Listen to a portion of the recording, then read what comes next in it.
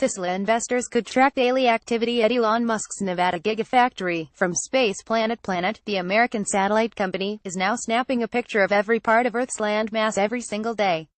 Analyzing the imagery over time promises to unlock critical information about the economy and the environment for Planet's customers, which range from investors to activists.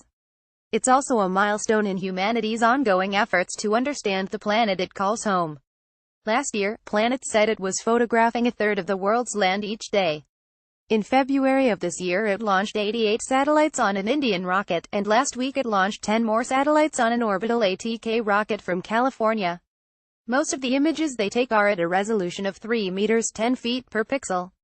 By taking images daily, the company can track changes in the physical world, like how quickly the temporary city of Burning Man rises out of the desert. Planet's imagery can track the effects of sudden events like Hurricane Harvey or long-term problems like California's drought, among many other applications.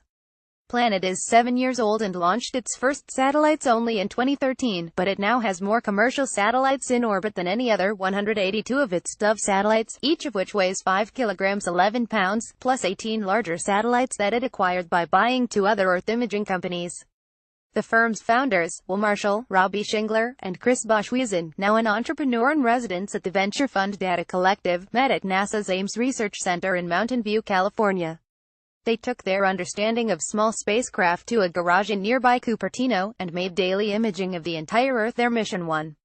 Designing low-cost but effective CubeSats to snap pictures in orbit, they launched their satellites in waves, adding new features to each wave, and raising over $150 million to back their business.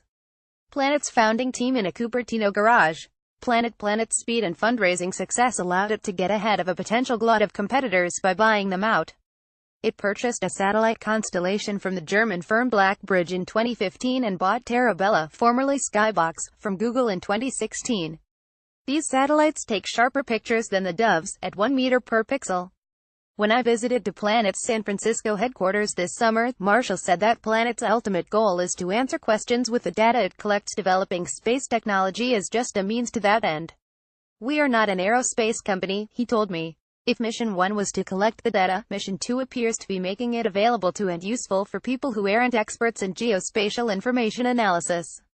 On the software side, that means figuring out what kind of questions possible users, from a farmer in Iowa or a forest manager in Brazil to a hedge fund in Singapore or a government ministry in Nigeria, will need answered, and how to deliver that information in the most useful format. Planet will also add higher-resolution imagery from the satellites it acquired to its platform, and continue upgrading the Dove, now on its 13th operational version, to take clearer images, last longer in space, and transmit more data back to Earth. Planet will index physical change on Earth the same way Google indexed text on the Internet, CEO Marshall wrote yesterday on Planet's blog. Questions will typically be framed to search an area for a feature such as a plane or a road, a count of features, how many planes at San Francisco Airport, a time that a feature appeared, or to quantify some aspect of temporal or spatial change, square km of land damaged by wildfire. Space market observers like Hoyt Davidson, who runs Near Earth LLC, a boutique, space-focused investment bank, tend to see Planet as the likeliest of a new generation of space companies to list on stock exchanges. The company HASNT commented on such speculation. But if that is its goal, being able to say it can now take a picture of the whole Earth every day will no doubt bolster its case for getting investors, and the case for investing in space more generally.